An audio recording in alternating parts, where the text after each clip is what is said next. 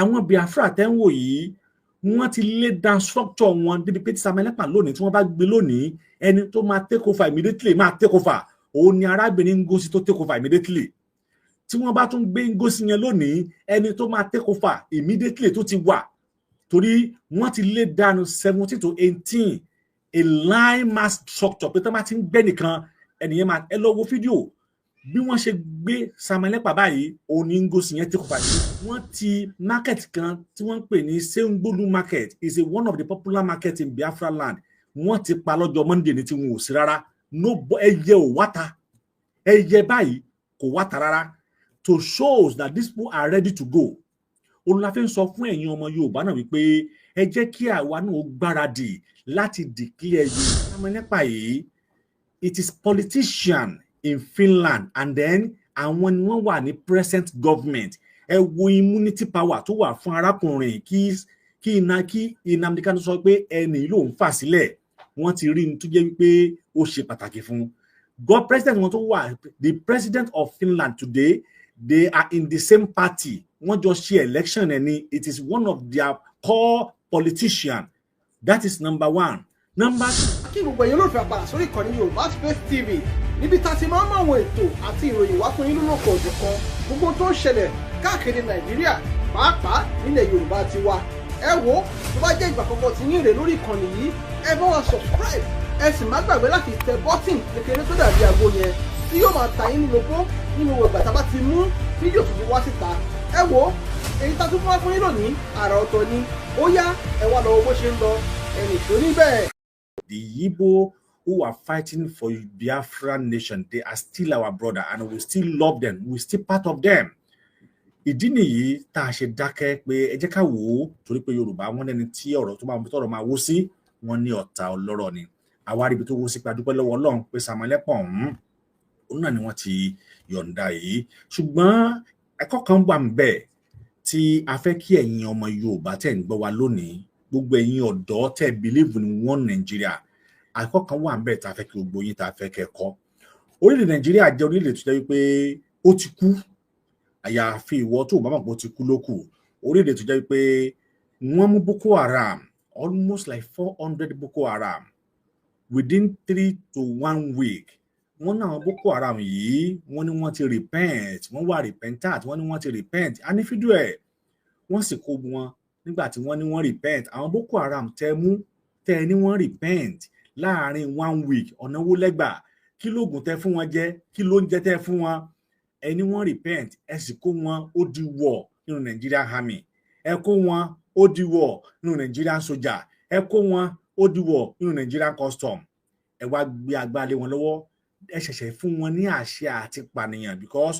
ọmọ ta ló ń jalè tẹ́ tún wá lọ fi sọ́dọ̀ sàmọ́ tẹ́ tún wá fìbọn lé lọ́wọ́ ẹ ti fún nínú iṣẹ́ tí ó mọ lò ní eléyìí ti jẹ́ kẹ́ mọ̀ wípé ẹ mọ̀ọ́mọ̀ rìkúrútù àwọn Boko Haram yìí láti pa ilẹ̀ Yorùbá àti ilẹ̀ Yíbò ọ̀run ni then ẹ fi wọ́n lẹ̀ ẹni ẹ fún wọn ní amnesty àwọn tí wọ́n ń pààyàn tẹ́ ẹ mú now Nnamdi Kanu tó wá ń jà wípé ìran àwọn ẹ gbọ́dọ̀ pamọ́ ẹ gbọ́dọ̀ parán mọ́ ìjọba àti ilé ẹjọ́ wá sọ wípé ẹ tú arákùnrin sílẹ̀ ẹ jẹ́ ó máa lọ lára àtàlàáfíà Nàìjíríà ò mọ̀ gbọ́ bẹ́ẹ̀ ilé ẹjọ́ tún pàṣẹ lẹ́ẹ̀kejì ẹ tú arákùnrin sílẹ̀ ẹ jẹ́ ó máa lọ wọn à gbọ́ níbi tí tàwọn Biafra nìyẹn ẹ wá wo ti ran Yorùbá Sunday Igboho náà tó náà wípé ẹ ń pààyàn ní gàngán ẹ ń pààyàn odidi ilé ni wọ́n dá sún gàngán wọ́n pa ọmọ ọjọ́ mẹ́jọ ní gàngán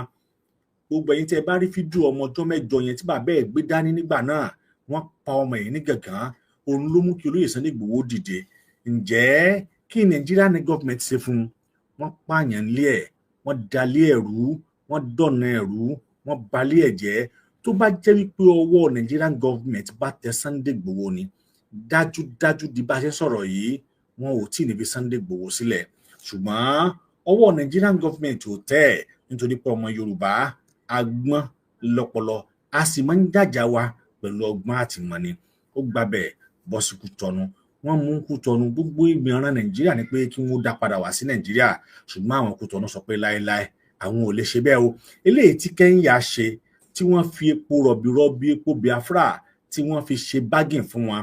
Wọ́n gbìyànjú ẹ̀ fún àwọn Kòtọ́nù náà, ṣùgbọ́n níṣe kí ni o, níṣe làwọn ní lá àwọn ò lè ṣerú ẹ̀. Kódà wọ́n fi seaport lẹ́kọ̀ọ́, wọ́n fi dókòwò fún Kòtọ́nù pé kí wọ́n dá Sunday Igboho padà, ṣùgbọ́n Ọlọ́run ò jẹ́. Ẹ wá wò ó, eléyìí ló tún wá ṣẹlẹ̀ sí Nnamdi Kanu. Olórí jẹ́ gbogbo ẹnikẹ́ni tó bá ń jà fún ìran ẹ̀, ibi mẹ́ta ni wọ́n gbọ́dọ̀ wà lágbàáyé. Ibi mẹ́ta òun níbi tí wọ́n gbọ́dọ̀ wà gbogbo ẹ̀dá tó bá ti ń jà fún freedom fighter láyé. Àkọ́kọ́ nínú kí onítọ̀hún kó wà nínú sàárè. Tí onítọ̀hún ò bá sínú sàárè, tí wọn ò bá pa á, nínú kí onítọ̀hún kó wà lẹ́wọ̀n, eléyìí tí Nnamdi Kanu tó ń bẹ lẹ́wọ̀n dè sìn yìí. Ẹ̀kẹta ni pé kí onítọ̀hún kó sá kúrò nílùú, kó sá lọ sẹ́yìn odi, kó wá máa ti àtìlé tafà. Òun náà ni olóyè Sunday Igboho àti Simon Ekpa, òun náà ni wọ́n wá ṣe báyìí. Nigerian government gbìyànjú lóòótọ́ láti mú Simon Ekpa. We still love him. We still believe we are fighting the same cause.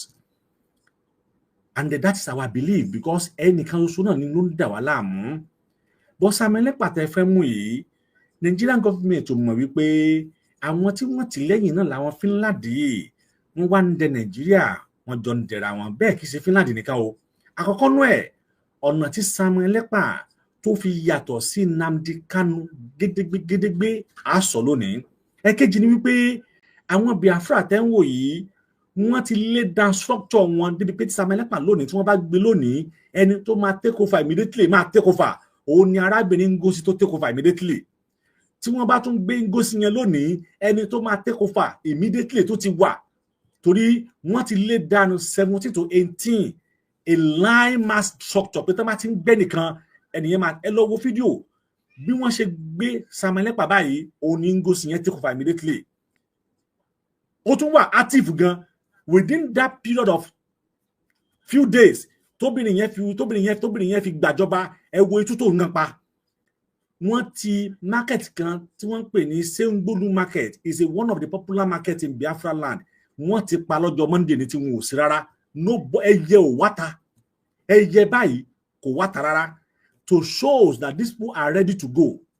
Òun la fi ń sọ fún ẹ̀yin ọmọ Yorùbá náà wípé ẹ jẹ́ kí àwa náà gbáradì láti declare Yorùbá nation this time around with not by only the declaration o, with a real declaration.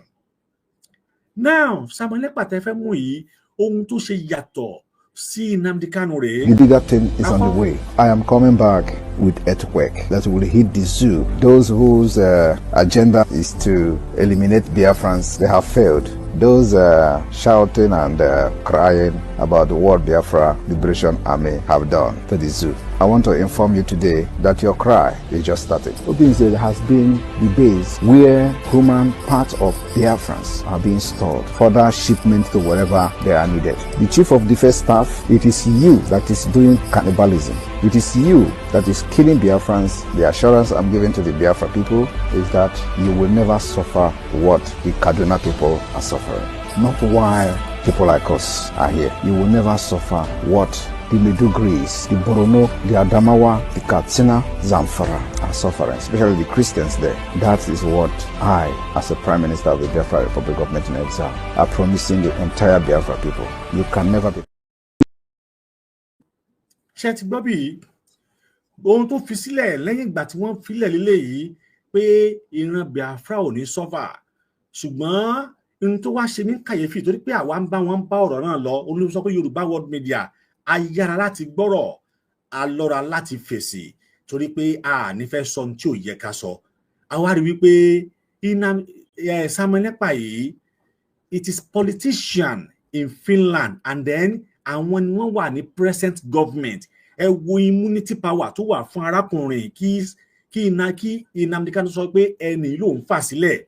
Wọ́n ti rí ní tó jẹ́ wípé ó ṣe pàtàkì fún. God president wọn tó wà, the president of Finland today, they are in the same party. Wọ́n jọ ṣe election ẹni. It is one of their core politicians. That is number one. Number two ni wípé Simon Ekpa rèé, it is Finland army. He was one of the Finland army tó ti jà fún ìlú ọ̀hún, tó ti serve ìlú yẹn as a military. He have served the Finland as a military. Then kí ni tí Nàìjíríà fẹ́ fi kọ́ńtà ẹ̀? wọ́n wá invite ẹ̀ ni wọ́n gbé Nàìjíríà ni wọ́n mú ní Nàìjíríà ni wọ́n gbé ní ṣùgbọ́n nígbà tí wọ́n fọ̀rọ̀ wọ́n ní kí àwọn ibi tí ẹjọ́ yẹn lè dé nígbà last week wọ́n ní kí Nàìjíríà wá submit evidence the reason táwọn ṣe máa extradite ẹ̀ padà wá sí Nàìjíríà kí Nàìjíríà wá submit evidence táwọn bá ní. Musa tó jẹ́ chief of defence wọ́n rí nǹkan kan submit ju wípé òun ló ń kàn sí wàhálà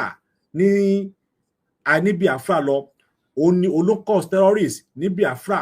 Then wọ́n show video about 17 video ni wọ́n show video ibi tí vice president tó ti lọ bá àwọn Boko Haram nínú igbó wọ́n show video àwọn yìí they have the fact about Nigeria.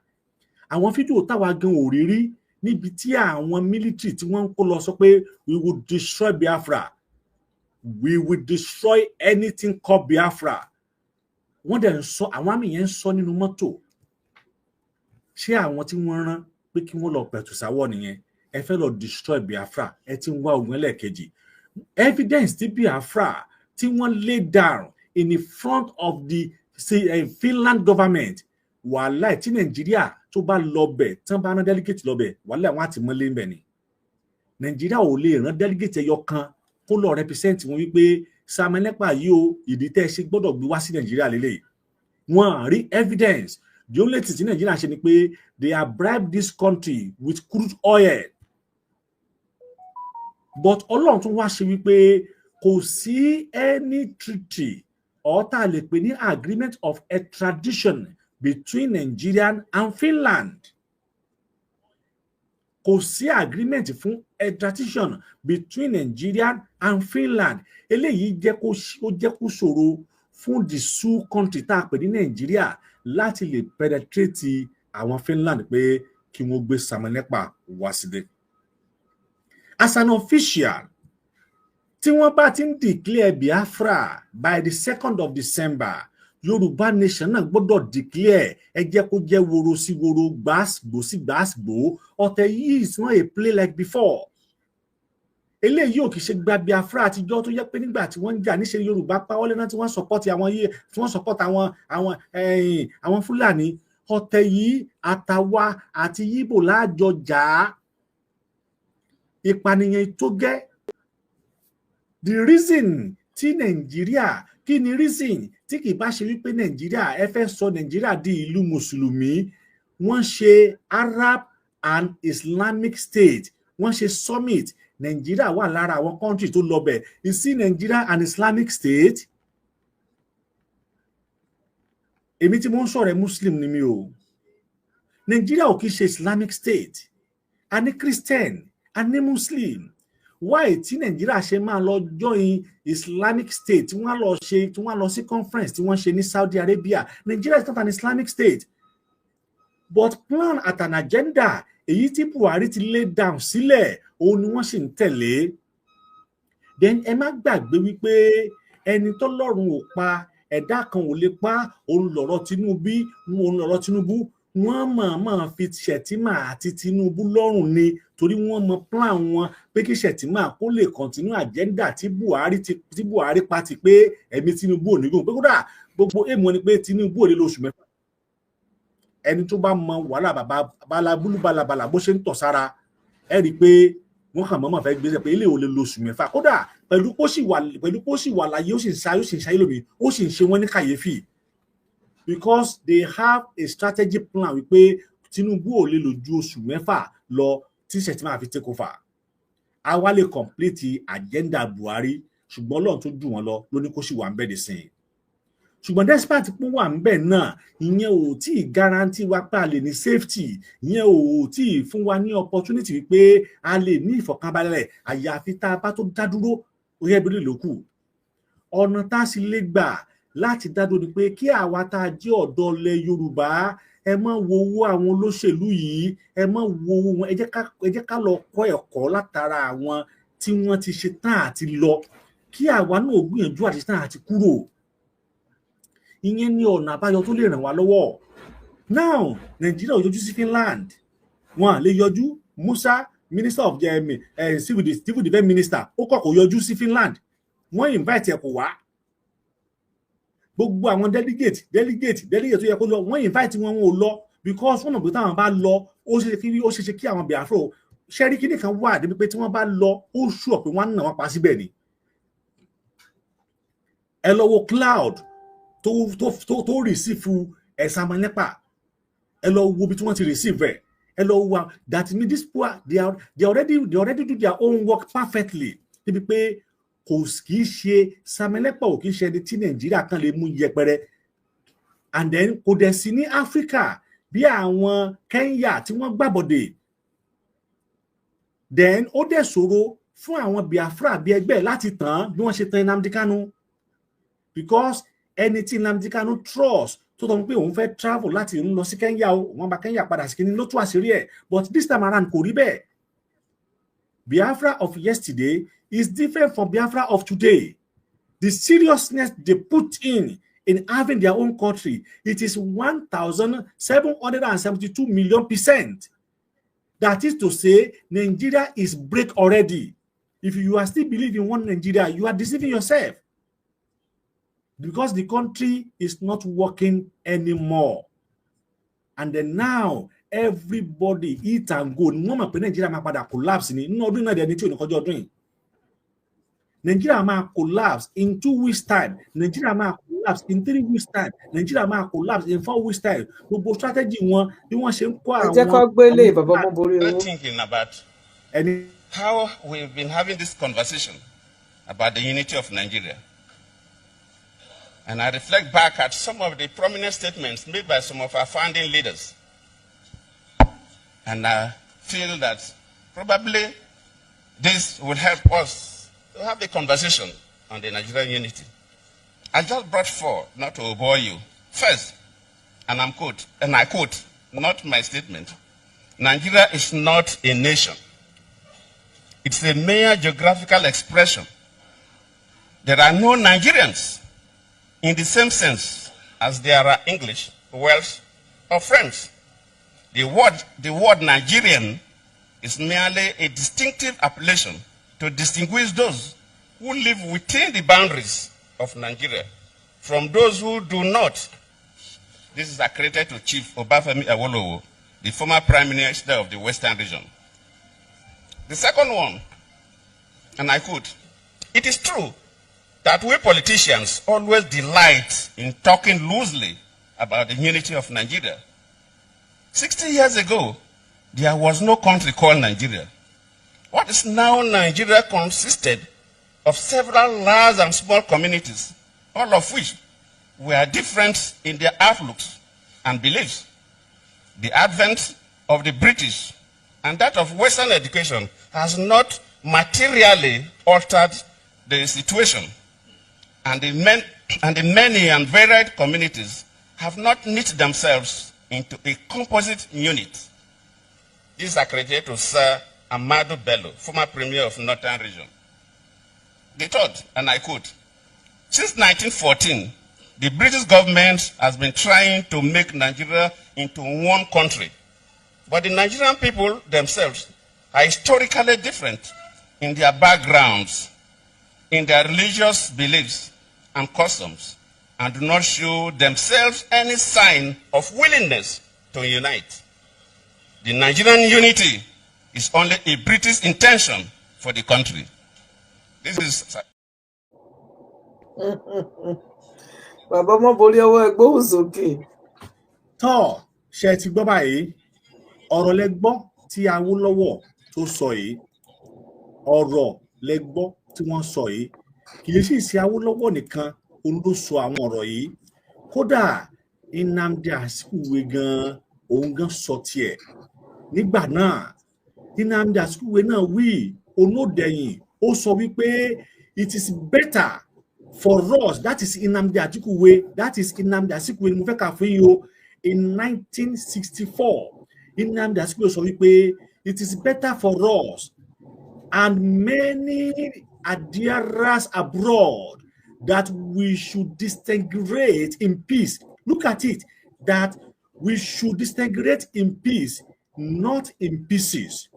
Only should the politician fail to hear this warning, I will venture the prediction that the experience of the Democratic Republic of Congo will be a child play if ever it comes to our turn to play such strategic role. This is Nnamdi Azikiwe in 1964. Nnamdi Azikiwe ló sọ ilé ní 1964 tó ní it is better for us and many ideas abroad that we should disintegrate in peace. We should disintegrate in peace, not in pieces. If the politician fail to hear this warning, tí ẹ̀yin òpònú olóṣèlú yìí tẹ́ ẹ bá kọ̀ tẹ́ ẹ gbọ́rọ̀ yìí, I will venture the prediction that the experience only máa predict máa sọ ohun tí ó padà wá ṣẹlẹ̀ sí Nàìjíríà o, tí yóò rí àwọn ìṣẹ̀lẹ̀ tó ti ṣẹlẹ̀ sí wọn ní Republic of Congo. Ó ní eré ọmọdé ni yóò jẹ́ nígbà tí àwa náà tá a bá wá lùlù sí irú àdánwò bẹ́ẹ̀. Àdánwò ọ̀hún ó ní Nàìjíríà ń lùlù sí lọ́wọ́lọ́wọ́ báyìí tí wọ́n kọ̀ tí wọ́n fẹ́ dákẹ́ ìlú ọ̀hún, eléyìí tó sì jẹ́ wípé ó sì lè bù wọ́n lọ́wọ́. Awólọ́wọ̀ náà wí tiẹ̀, ó ní Awólọ́wọ̀ sọ tiẹ̀ ní 1947. Òun Awólọ́wọ̀ sọ wípé ó ní Nigeria, it is not a nation, it is a mere geographical expression. There are no Nigerian. Ó ní kò sí ẹni tó ń jẹ́ Nigerians o. There are no Nigerian in the same sense. Pẹ̀lú ìròrí kan náà, àjọra pẹ̀lú èdè, àjọra pẹ̀lú ìwà, àjọra pẹ̀lú àṣà, àjọra pẹ̀lú kan, kò sí ní tó ń jẹ́ Nigeria on the same sense. Ó ní their English, like bí àwọn òyìnbó, bí àwọn witches, bí àwọn France. Ó ní the word Nigerian is a distinctive appellation to distinguish. Ìyẹn pé kí ni ọ̀rọ̀ tá a mọ̀ sí ọ̀rọ̀ Nàìjíríà yìí, ọ̀rọ̀ lásán tí àwọn kan kó jọ ni, tí wọ́n kóra wọn jọ ni. Ó ní those who believe within the body. Ẹ̀yin tẹ́ gbàgbọ́ nínú àkójọpọ̀ orílẹ̀-èdè ọ̀hún, and those who does not believe, àti ẹ̀yin tí ẹ gbàgbọ́ nínú ẹ̀. Àwọn wọ̀nyí mọ̀ tí wọ́n rí kí wọ́n tó bẹ̀rẹ̀ sí ní sọ gbólóhùn yìí. Wọ́n mọ̀ tí wọ́n rí kí wọ́n tó sọ wípé ìjọba yìí, ìjọba olórí burúkú ni, kò sí tó ń jẹ́ Nàìjíríà, kò sí tá à ń pè ní Nàìjíríà. Ó ní Nàìjíríà gan ò exist. Kí wá ló wá dé tá a wá dúró tá a fúnra wa gẹ́gẹ́ pé dandan lá àfi tá a bá tó kúrò bẹ́ẹ̀. Kí ló dé tá a lọ? Kí ló dé tá a lọ tá a kúrò? Tó jẹ́ pé ẹni a fẹ́ kúrò ni. Tẹ́ ẹ̀ bá wá tún wá gbàgbé Nigerian vice president olùrọ̀ sí summit tí wọ́n ṣe ní àbúrò lẹ́nu ọjọ́ mẹ́ta yìí, ẹ gbọ́ ohun tí wèrè olórí burúkú ẹ̀ sọ́ngbà tó débẹ̀ o. Ohun tó sọ́ngbà tó débẹ̀ tó dé kí náà ṣe White House summit kí náà máa ṣe bí summit náà là ń pè.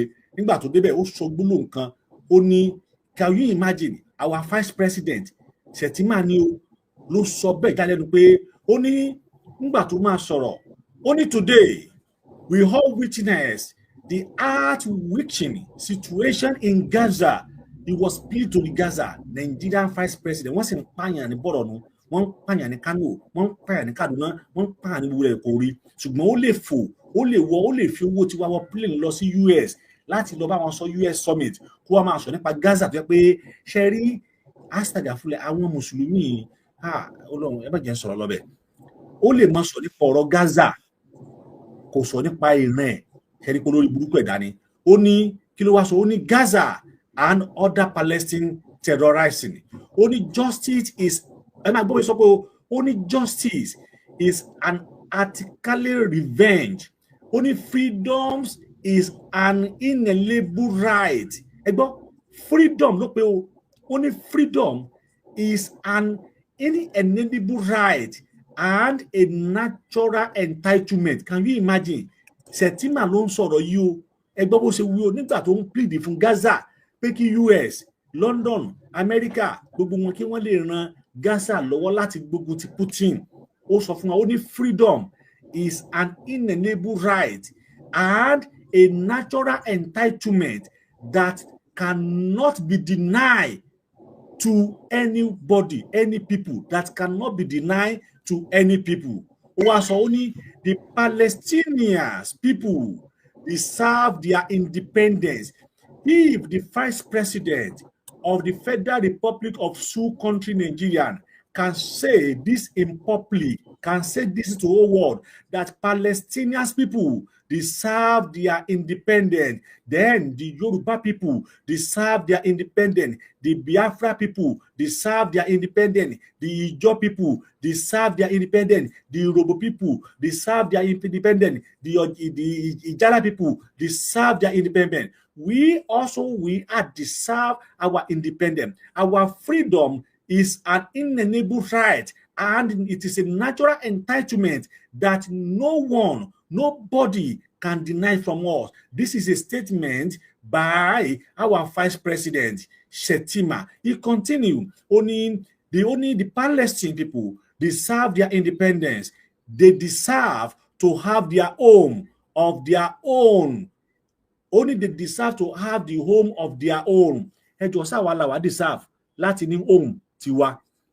Ṣé Biafra ni wọ́n deserve láti ní home tiwọn? Can you imagine? These people know the right. They understand the self-determination, but they pretend as if thing is right. But today, they are the ones said, bring Samuel Ekpa back to Nigeria. He's a terrorist. Bring Sunday Igboho back to Nigeria. He's a terrorist. Why? The real terrorists is those who are in the government. The real Boko Haram is those who are in the government. The real Kaba is those who are in the government. And then whether they like it or not, Nigeria will break and everybody will have their own freedom at the end of the day. Eléyìí ni àwọn ọ̀rọ̀ tí àwọn wọ̀nyí tá a pè lórí yìí, eléyìí ni àwọn ọ̀rọ̀ tí wọ́n máa ń sọ nígbà tí wọ́n bá déta, tí wọ́n bá dé public níbi tí right, níbi tí wọ́n ti lè fi ẹ̀tọ́ ẹnikẹ́ni dùn, wọ́n mọ òótọ́. Bíbélì sọ pé ìwọ yóò mọ òtítọ́, òtítọ́ yóò sì sọ ọ́ di òmìnira. Wọ́n mọ òótọ́, wọ́n mọ tá à ń pè lóòótọ́,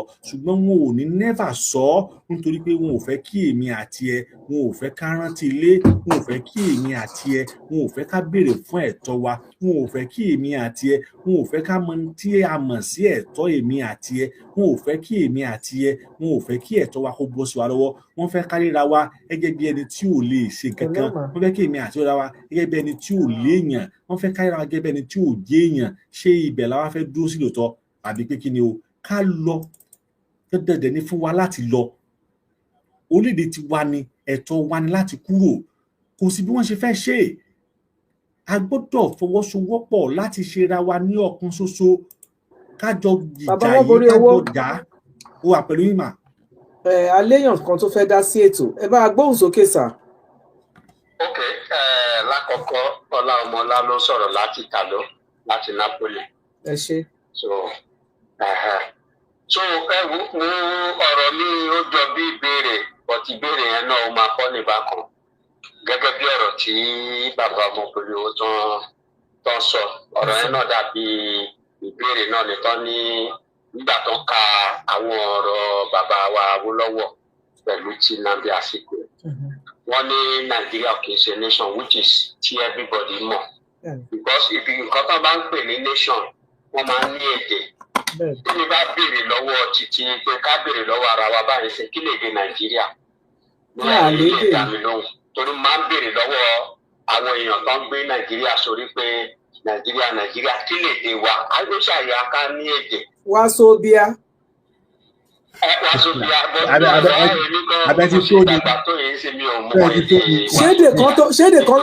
Tí èdè kan ò bá ti sí tó jẹ́ Wàsóbíà jẹ́ pàlédè nìyẹn. Kí ló jẹ́ Wàsóbíà níbo tí Wàsóbíà?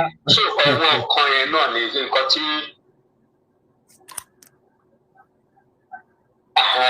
ok àdẹ̀lédè lóòótọ́ àbọ̀rọ̀ mi ò yẹ yín ṣiṣẹ́ gbọ́ mi. Bẹ́ẹ̀ ni sà ń gbọ́. Because ìlú tí ò bá bẹ̀ ti ṣe ni because ìta ló dára wà yìí ń sìn Italian language ni. That's right. Kò dẹ̀ sí ìtẹ́ máa dé nínú gbogbo state. Ó wá lè jẹ́ pé ó Islam bí Yorùbá ẹgbẹ́ ti bẹ̀rẹ̀ ó dàbí Yorùbá táwa ń sọ gbàgbọ́dà wá Yorùbá. Ṣé mo pé Yorùbá tí Ẹ̀gbá bá sọ nísìnyí? Possibility kí Èkìtì dialect yẹn máa yàtọ̀.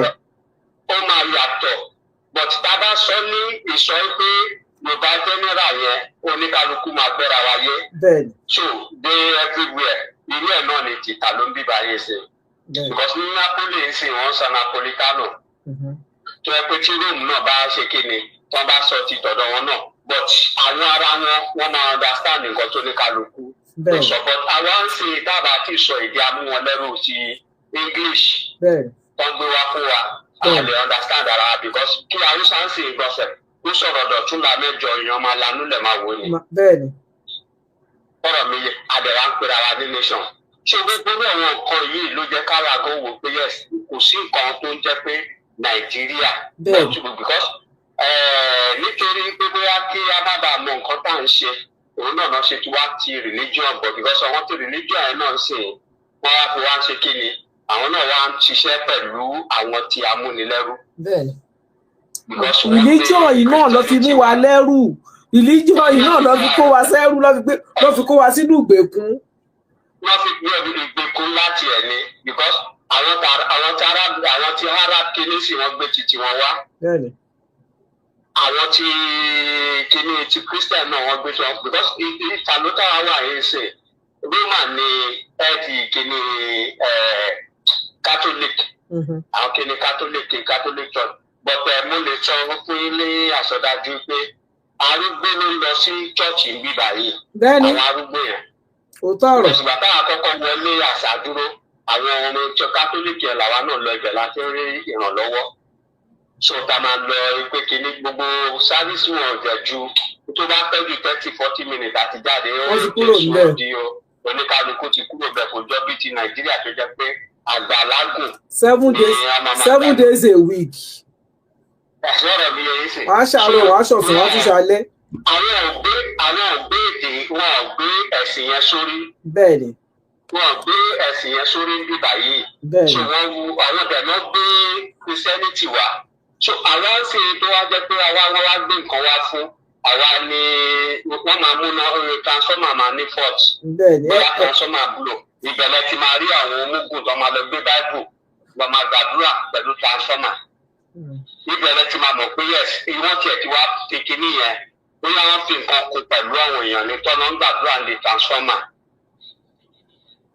Ọlọ́run á wà pẹ̀lú wa. kí transformer kó ṣe kí ni kó ṣiṣẹ́ padà. So gbogbo wọn mo fi kí ọ̀rọ̀ tí wọ́n kà síta ni kí àwọn tó ń gbọ́ wa kán máa gbọ́ wa pé kò sí èdè tó ń jẹ́ kò sí ìlú tó ń jẹ́ Nàìjíríà. Ṣòkan jẹ́ kó ní kálukú ṣe kí ni kó lọ sí ibi tó ti ṣe kí ni. Ìyẹn ti di dandan ọ̀hún náà mọ̀ ìyẹn ti di dandan ẹ máa bá a dé tó bọ̀. Ẹ ṣeun gan sir ẹ ṣe sir yes sir ẹ ṣe sir ẹ ṣe thanks for calling bye sir.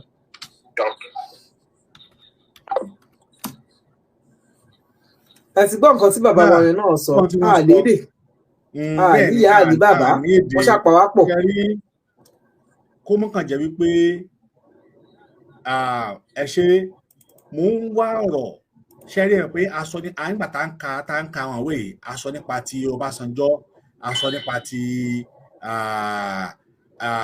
Nnamdi Azikiwe kì í sáwọn nìkan ni wọ́n sọ̀rọ̀ Amadu Bello náà sọ̀rọ̀ even though ṣe Ṣàgàrí òun náà sọ gbóná yẹn mò ń wá tiẹ̀ mi ìtìrì ni ẹ wo ibi tí Nàìjíríà ti dàrú ibi tí òpin ti dé bá Nàìjíríà lélẹ̀ Awólọ́wọ̀ ló fought fún Nigeria independent òun ló lọ bá àwọn òyìnbó tí wọ́n fi gbà àmọ́ nígbà tí wọ́n fẹ́ ṣe 1960 tó fẹ́ fún wọn ní independent wọ́n fún Awólọ́wọ̀ ní seat. Gbogbo ẹ̀yin tẹ́ bá máa ń gbà research ẹ lọ wo The Pirate 1960 October 12 1960 a gba òmìnira ní October 1st 1960 nígbà tó di October 12 1960 Sir Amadu Bello ó ṣe interview kan tí àwọn bí tí wọ́n ṣe fún ẹ̀gbọ́n bó ṣe lọ ni ó ní the new nation called Nigerian should be an estate of our great grandfather Usman Dan Fodio. Ẹ wo agenda 1960 ẹ wo agenda 1960 October 12 1960 òun náà ló sọ̀rọ̀ 12 days after our independence 12 days after our independence ó ní the new nation called Nigerian should be an estate of our great grandfather Usman Dan Fodio. Ẹ wọ́n bá mi dé o We must ruthlessly prevent a change of power. Lónìí, àwọn Fúlàní yóò fẹ́ ju agbára sílẹ̀. Wọ́n fẹ́ kó jẹ́ pé àwọn làwọn sì ń rù. Ẹ wá wò, àwọn ni wọ́n ń rù. Now, Tinubu wà ń bẹ̀ sìn, Fúlàní ni president ẹ̀. Tí Tinubu bá tún kúrò ń bẹ̀, Fúlàní ni ó tún bọ́ síbẹ̀, tí ó tún jẹ́ gọ́fúnà, tí ó tún jẹ́ president. Tó bá dẹ̀ jẹ́ president, ó ṣeéṣe kí Yorùbá kó mọ̀ jẹ́ first, wọ́n lè mú Yíbò, kí Yorùbá lọ jẹ́ third. Ṣùgbọ́n Fúlàní always be from the first and second. Àwọn ló tún máa lọ ṣe third níbo mi torí pé àwọn tó ní senate president, àwọn ló tún máa lọ ṣe third. Tí wọ́n bá tún ṣe tí wọ́n bá ibi tí wọ́n bá ti ṣe first, wọ́n á ṣe second. Pé wọ́n wá lọ ṣe third yẹn, gbà mí rí pé a máa rí Fúlàní, a máa rí Yíbò ní vice president. Ẹ sọ bí tẹ́ ti rí Yorùbá àti Yíbò ní tí Yorùbá jẹ́ president, tí Yíbò á jẹ́ vice, ẹ sọ nínú ìjọba Nàìjíríà. Kò sí. So wọ́n gbọ́dọ̀ wà in the second in command. That's why they said we must ruthlessly prevent a change of power. We must use minority of the North as a willing tool. Now, wọ́n ti lo àwọn Hausa as a willing tools. Now, lónìí, ẹ mọ̀ gbọ́ Hausa Fúlàní, wọ́n ti conquer Hausa, wọ́n ti destroy Hausa, wọ́n ti balẹ̀ Hausa jẹ́. Sokoto, Fúlàní, Samfara, Fúlàní, Kebbi, Fúlàní, Yobe, Fúlàní, Maduguri, Fúlàní, Ebonyi, Fúlàní, Kano, Fúlàní, Kaduna, Fúlàní. Now, kí ló tún kù? Wọ́n ti gbà mọ́ wọn lọ́wọ́. Ó ní pé kí ni o, we will use the North as a willing tools and the South as a conquer territory. Ṣebí tí wọ́n bá dúró lórí yẹn, ṣebí kì bá dáa as a conquer territory. Wọ́n wá tẹ̀síwájú ẹgbọ́ níbi lónìí, ìwọ tó bá jẹ́ òbí, o gbọ́dọ̀ gbìyànjú àti bójútó àwọn ọmọ ẹ. Ìwọ tó bá jẹ́ òbí, o gbọ́dọ̀ bójútó àwọn ọmọ ẹ. Kí ni wọ́n sọ o?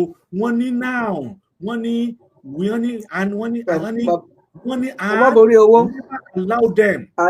never allow them to rule over us. Bàbá mọ́ borí owó. Mo ti bọ́ mọ́ bọ̀ ìpàdé lè.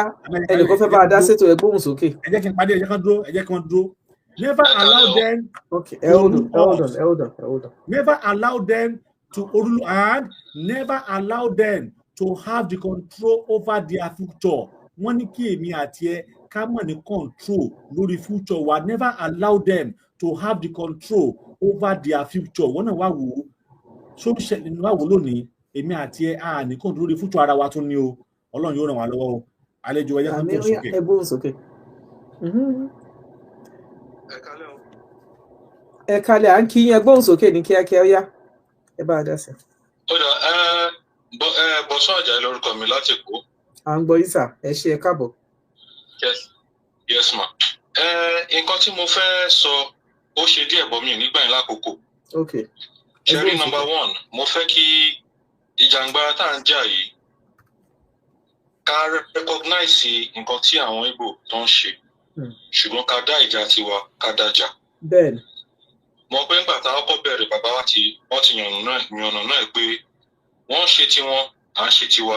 Bẹ́ẹ̀ni. Oníkálùkù ní bọ́ ṣe ń bá ti tiwọn lọ. Bẹ́ẹ̀ni. Now, nǹkan tó important fún wa láti mọ̀ ni pé ní Security Council wọ́n sọ nígbà kan pé ọ̀rọ̀ tó bá jọmọ́ ti Ìgbò kó má gbé wá síwájú wọn for now. Ṣùgbọ́n tó bá ti jẹ́ ti Yorùbá, ẹ̀rí pé tó bá lọ sí orí UNO, not United Nations, ó ní body kan tó ń pè ní UNO. It's not an official body of the UN. Yeah. But nígbà tí Yorùbá Nation bẹ̀rẹ̀, Yorùbá Nation wà ní òkè lórí àwọn Ìgbò. Àwọn wà nísàlẹ̀. Nítorí bọ́n ṣe ń fi gìràgìrà já ìjà tiwọn. Kì í ṣe bẹ́ẹ̀ yẹn sà, no. Àwa la kọ́kọ́ rẹ́gísítà. Kọ́ tó sọ kọ́ náà tó sọ pé wọ́n fẹ́ rẹ́gísítà ni kì í ṣe pé àwa lókè wọ́n wà nísàlẹ̀. Àkọ́kọ́ a register before them. Ó yé mi mà torí gbogbo ọdún tó ti fi ṣe gìràgìrà yẹn láti bí over 40 years. Ara nǹkan tó yẹ kán gbájúmọ́, wọn ò tètè gbájúmọ́. Ṣùgbọ́n gbà tọmọ ọlọ́gbọ́n dé tó dorí ẹja mú. A ní báwa ṣe máa ṣe lélẹ̀ torí a ò ní àwọn èèyàn títí wọn important sí wọn o. Ṣùgbọ́n gbà tí Yorùbá bá mọ̀ pé ṣóògùn wa ló kàn àbí gìràgìrà ló kàn. Àwọn tá a lè máa lọ ké bá anything tó bá ti jọ mọ́ pé arms or anything wọn ò ní dá anybody lóhùn. bẹ́ẹ̀ni. Now àwọn kankan tí mo fẹ́ point out lórí nǹkan tí bàbá ọmọkùnrin owó tó ti sọ lálẹ́ yìí ẹ jẹ́ kí n wá sáré mention ẹ̀. Okay. Number one, kí ni secession clause tó yẹ kó wà nínú constitution, independent constitution. Azikiwe tán ló wá ní 1964 tó ní kán oníkàlùkù máa lọ títí díẹ̀ òun ló block yẹ. So ẹni tá a bá ti mọ̀ pé tí ò bá ti jẹ gàba lórí everybody ẹ yẹ ká ṣe tiwa kán ṣe tiwọn. Bẹ́ẹ̀ni. That's number one. Ìrọ̀nsì tó jọ mọ́ wọn unitary system tá à ń lò yìí òun ló kọ̀ sí ẹ̀. Toró rí pé ó máa bí àwọn èèyàn títí wọ́n gbà yẹn. Tí ò bá ti fà even ẹ lọ sí history àwọn Haúsá yẹn wọ́n bẹ̀rẹ̀ sí riot nígbà tó rí pé kíní máa affect àwọn even the civil service àwọn ò kàwé. Ìrọ̀nsì ńlá ti ṣe deal pẹ̀lú ẹ fún mi 6 months o tó bá ti di 6 months máa ń cancel ẹ̀. Ṣùgbọ́n wọ́n ṣe kópa náà ni eventually òun tó rò pé òun lè máa play kíní. Ṣé rí mo ti sọ láwọn platform kan in the last 2 weeks. Mo ní nínú ara mi ṣe rí bàbá tó ń pè ní bàbá Ọbásanjọ́ yìí. Mo wish pé kí Abacha kó ti yanjú ẹ̀ kó tó di pé Abacha kó ń gbà ẹ̀. Tó bá yẹ pé lọ́n lọ́rọ̀ ẹ̀mí Abacha fún 1 more month ó ti yanjú máa yẹn. Kí ni mo lè sọ kíní yìí? Ṣé rí àwọn Haúsá ẹnu wọn kò wọ́n ní àwọn adarí wọ́n ní leaders. Tẹ́ bá dé South East ẹ rí pé àwọn traditional rulers wọn ò jáde kó sọ pé ó yẹ dàrú ẹ ṣe àwọn dákẹ́. But àwa Yorùbá àwọn ọba wa wọ́n jáde oppose wa. Wọ́n jáde wọ́n take positive action láti oppose wa. Ṣé rí nǹkan tí wọ́n dárúkọ mú kan máa mention kíní kí n tó drop torí mo mọ̀ pé àwọn èèyàn sì máa pè. Nǹkan tá a dárúkọ ń pa olóyè Ìgbòho àti àwọn gọ́ọ̀mẹ̀ntì Benin earlier pé Nigerian government fẹ́ bribe wọn ṣe. Gọ́ọ̀mẹ̀ntì wọn ti mọ̀ pé neighbor ni àwọn people yìí ni wá pẹ̀lú àwọn Yorùbá yìí. Wọ́n dẹ̀ ti ń project pé tó bá dọ̀la táwọn people yìí bá gba independence ńkọ́. Níbo la fẹ́ fojú sí? Níbo la fẹ́ fojú sí? A tún léèyàn dáadáa ní ọ̀dọ̀ wọn. Bẹ́ẹ̀ni, Yorùbá náà lọ̀ wọn náà. So wọn ò ní choice pé kán fọ̀ fún rubbish tán Haúsá fẹ́ ṣe ń bà yẹn. Wọn ò lè fọ́ọ̀lù fún. Lastly ma ṣẹ́rí tí Yorùbá bá máa ja ìjà yìí bọ́ mọ bá àwọn bàbá wa kí n tó yìí wọ́n á ti máa gbé àwọn ìgbésẹ̀ yẹn. Ó láwọn countries kan tí a ní láti. brother mi yẹ kì í ṣe nǹkan tá a máa ń ṣẹ́rí tá a bá ti ní àwọn nǹkan báyìí a kì í fẹ́ sọ wọ́n lórí program. Ó ní bẹ́ẹ̀ ṣe ti ẹgbẹ́nu dé yẹn mi ìfẹ́ kẹ́ sọ ẹ pè mí lẹ́yìn ká sọ̀rọ̀ ṣó ti yé yín. Ó dà mà. Ẹ ṣe gan sir. Ó dà mà. Yes sir. Níbi kan tí mo ti bá yín sọ̀rọ̀ about 2 weeks ago ó ní nǹkan kan terrorism gbà yẹn mà. Yes sir. Ẹ imagine pé ìlú kan wà tó ń pè ní Tuvalu. Tuvalu. Àwọn ọba yín gbé sórí platform. Okay. Tuvalu has a population of 11,000 people. Okay. And it's a country. Yeah, it's a country. 11,000. 11,000 people. Very country then. And they are doing good. 11,000. 11,000. 11,000, yeah. Over 70 million plus people. Ní country títí wọn. We will. Ẹ kú iṣẹ́ takuntakun. Ẹ ṣé gan sir. Ẹ ṣé mo dúpẹ́ brother mi. Kí lẹ ṣe pé orúkọ yín yẹn mo lè kí n lè save orúkọ yín máa lè pè yín later. Lọ́sùn Àjàyí ni mà láti Èkó. Okay, màá save orúkọ yín. I'll sọ̀rọ̀ later. Nígbà tí country kan tí wọ́n jẹ́ 11,000. Yeah, 7,000. Yeah, 11,000. Over 70 million. Tẹ wá ní ká máa lọ, tẹ wá ní ká dúró. Kí ló dé yín bàbá yìí? Ṣé kà níyìn ni? Ṣé kà níyìn? Ọlọ́run yóò ṣàánú fún wa. Ọlọ́run yóò ràn wá lọ́wọ́. Mo ń wá ọ̀rọ̀ tí àsìkò ẹ̀ kí lórúkọ máa yìí sí àsìkò ẹ̀ náà ni tó sọ ni ó lè pé mẹ́ta torí pé Ìgbò, Haúsá àti Yorùbá ni wọ́n sọ ọ̀rọ̀ ọ̀hún. Àwọn ọ̀rọ̀ pọ̀ kódà àwọn Táwólọ́wọ̀ tún sọ ó tún pọ̀. Mo rí pé àdìwà wọn sọ ọ̀rọ̀ kan lẹ́ẹ̀kan ṣe rí ọ̀rọ̀ tẹ́ sọ dáa pé ká ṣe tiwa káwọn náà ṣe tiwọn.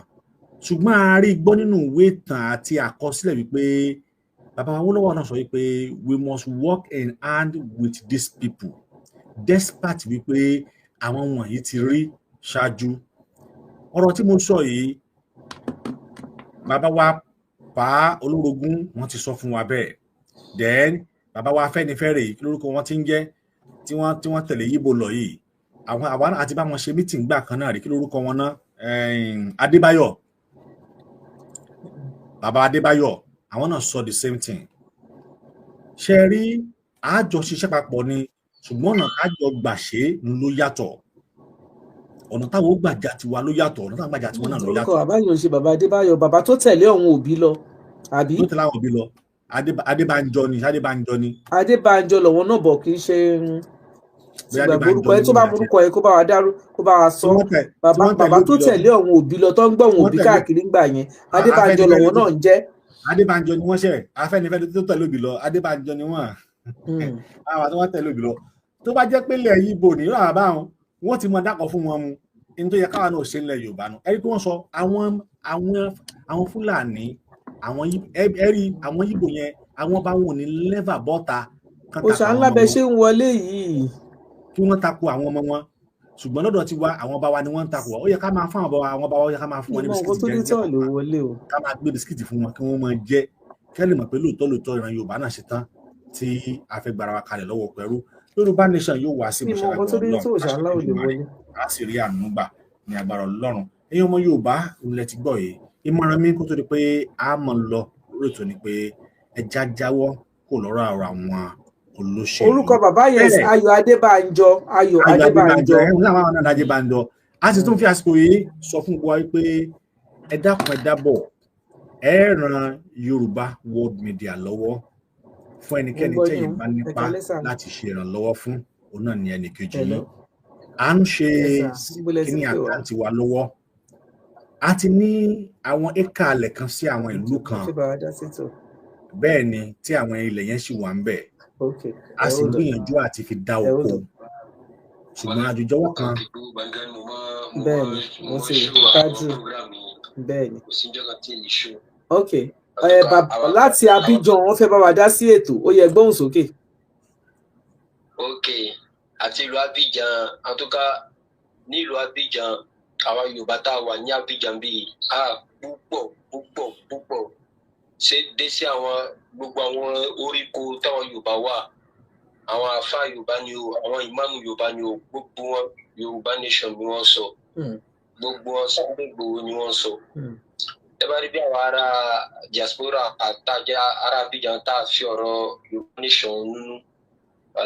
Lè máa parce que níṣìí bí a ṣe ń wò ẹ̀ àwọn nǹkan tí èmi mo gẹ́tì ni pé àwọn Yorùbá tí wọ́n wà ní diaspora àwọn gangan ni wọ́n nífẹ̀ẹ́ ilẹ̀ Yorùbá àti èdè Yorùbá ju àwọn ọmọ gan tí wọ́n wà nílé. Bẹ́ẹ̀ni. Ibi tí èmi mo wà lónìí yìí mama ní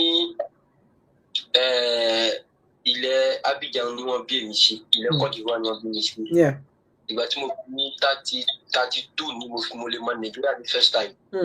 Àwa tá tí wọ́n bí ní sin tá a gbọ́ èdè local bí kó wulẹ̀ kó rí dandan wọ́n fi wá létí pé ọmọ Yorùbá ni wá ọmọ Nàìjíríà ni wá ọmọ Yorùbá ni wá kì í ṣe ọmọ ilẹ̀ yìí. Tí àwa wọn sọ pé àwa ń bí nítorí àwọn nǹkan ṣe kí ni àwa sọ pé àwọn ọmọ fèsì kan tó ń ṣẹlẹ̀ nílùú abínibí wa. Ibi tí mo wà lónìí láì tí mo bá gbọ́ information pé a ní ti àwọn ọmọ Yorùbá tí ó jà fún ilẹ̀ Yorùbá pé ibìkan ni o nọ́mbà ni o a recruit ni o láfi training ni o ibi tí mo wà lónìí mo rẹ́ẹ̀dì bàjẹ́. Mo rẹ́ẹ̀dì bàjẹ́. Ẹ ṣe bàbá wa. Ẹ̀yin náà wo ìlú Nàìjíríà báyìí 22 but being solid English 22,000 million people 220 million ni wá ní Nàìjíríà 220 million 20 million people ẹ wo irú Nàìjíríà lásán gan irú rẹ̀ mẹ́ta lè jáde nínú Mali irú rẹ̀ méjì lè jáde nínú Mali mais population Mali gan ò tó population Èkó. Bẹ́ẹ̀ni. So irú ẹ̀ mẹ́wàá lè jáde lè fẹ́ sọ irú Mali mẹ́wàá jáde ní Nàìjíríà. Mali mẹ́wàá máa jáde ní kì í ṣe méjì mẹ́wàá nìyẹn. Irú Mali mẹ́wàá ló máa jáde nínú Nàìjíríà. Mali mẹ́wàá ló máa jáde ní Nàìjíríà. Population ẹ bá mi Google ẹ̀ èèyàn mi kí ni population Mali ẹ̀yin èèyàn mi ẹ bá mi Google ẹ̀ mo kí Ọláyọmí Kóìkì White Lion ẹ ṣe ẹ bá wa Google ẹ̀ kí ni population Mali. Ọ̀ṣun state ẹ gbọ́ mi. Ó tóbi ṣùgbọ́n population ọbẹ̀ ò pọ̀. Ilẹ̀ Mali tóbi ju ti Nàìjíríà lọ fífi. Nínú map. Nínú map ẹni ìyẹ̀wò mo ní Nàìjíríà méjì gan lè jáde nínú Mali. Wọ́n ní pé French tẹ́lẹ̀ orílẹ̀-èdè French nílùú Èkó. French orílẹ̀-èdè French nínú ìròyìn àwọn Èkó. Orílẹ̀-èdè French mẹ́rin ló lè jáde nínú Mali. Orílẹ̀-èdè French mẹ́rin ló lè jáde nínú Mali ibi tí Mali tóbi dé. Population Mali population Èkó lásán gan pọ̀ ju population Mali lọ.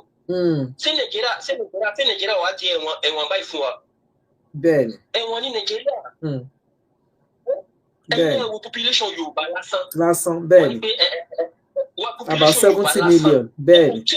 Ṣé ẹgbẹ́ kòkó lè tó country mẹ́ta population Yorùbá? 24 million ní Mali. That's population of Lagos State. Bẹ́ẹ̀ni.